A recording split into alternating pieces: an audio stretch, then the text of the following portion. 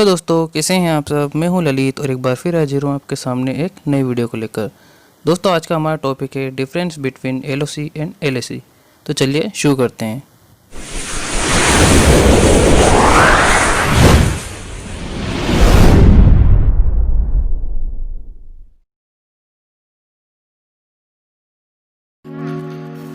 Difference between LOC and LAC.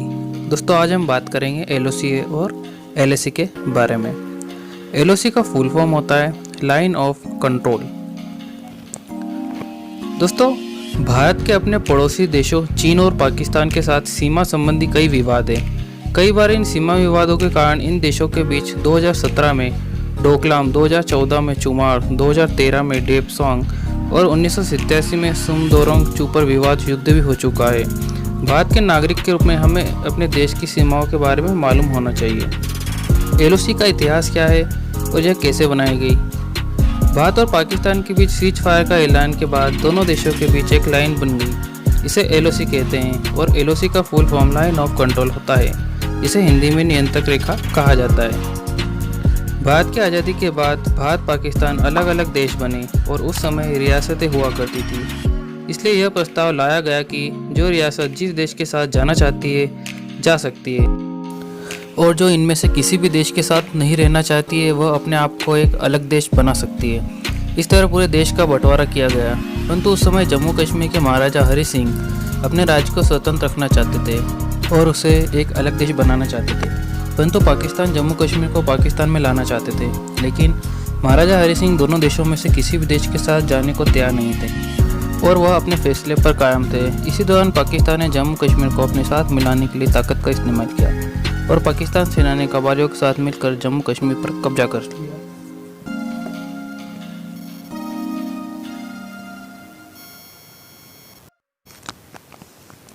Jammu Kashmir के हालात खराब होते देखकर महाराजा हरि सिंह ने भारतीय सैन्य की मदद मांगी और जम्मू कश्मीर को भारत के साथ जोड़ने का फैसला लिया। और फिर इसके बाद बाकी दूसरी रियासतों की तरह ही उसने भारत के साथ जम्मू कश्मीर के विलय पर हस्ताक्षर किए, जिसके बाद अब जम्मू कश्मीर भारत का अभिन्न अंग बन चुका था।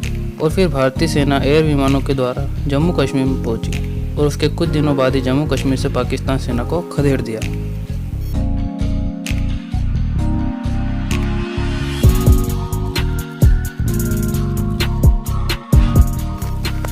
उस समय भारत के पहले प्रधानमंत्री जवाहरलाल नेहरू इस मुद्दे को लेकर संयुक्त राष्ट्र में पहुंच गए और जनमत संग्रह करने की बात कह दी। यह जवाहरलाल नेहरू की सबसे बड़ी गलती मानी जाती है, क्योंकि भारत पूरे कश्मीर से पाकिस्तान सेना और कबालियों को खदेड़ने वाला था,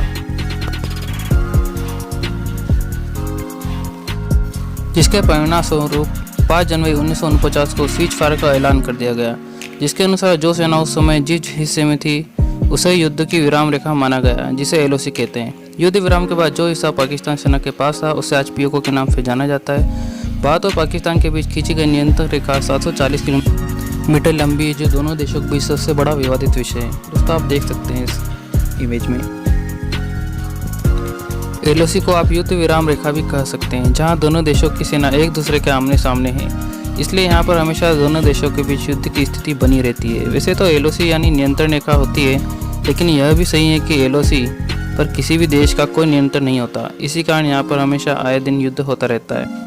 तो दोस्तों, अब आप समझ चुके होंगे कि एलओसी क्या है और एलओसी का फुल फॉर्म क्या होता है। तो अब हम बात करते हैं एलएसी की। एलएसी का फुल फॉर्म होता है line of actual control.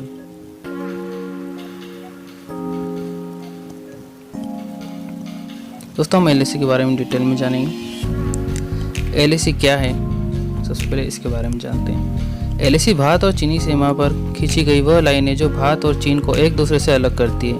Bharat में एलएसी का 3488 किलोमीटर लंबाई कवर होता है, जबकि चीन में एलएसी की लंबाई 2000 किलोमीटर तक कवर होती है।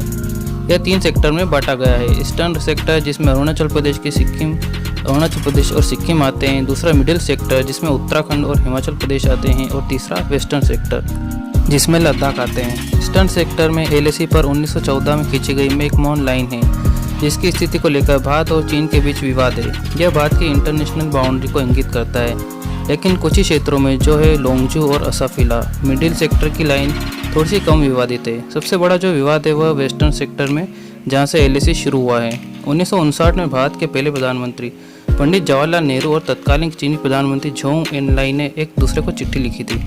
1965 में सबसे पहली बार दोनों देशों के बीच इस लाइन का जिक्र किया गया था। Inside the making of India's foreign policy में लिखा है कि LAC को केवल मानचित्र पर अंकित सामान्य शर्तों पर वर्णित किया गया, न कि वास्तविक रूप में स्केल पर। 1962 के भारत चीन युद्ध के बाद चीन ने यह दावा किया था कि वे LAC के पीछे 20 किलोमीटर के दायरे को अपनी सीमा के अंदर तक विस्तार कर रहे हैं। जो ने 1959 के बाद एक बार फिर से नेहरू को चिट्ठी लिखी जिसमें LAC का जिक्र किया था। रिपोर्ट के मुताबिक भारत ने 1959 और 1962 में दोनों बार चीन के LAC के दावे को खारिज कर दिया था। भारत ने अपनी प्रतिक्रिया में कहा था कि ये लाइन ऑफ कंट्रोल क्या है और किस आधार पर चीन ने इसका निर्धारण किया है। क्या आवेश में आकर चीन की तरफ से खींचे गए लाइन को LAC नाम दे दिया गया? अब बात करते हैं भारत ने आखिर LAC को कब मान्यता दी।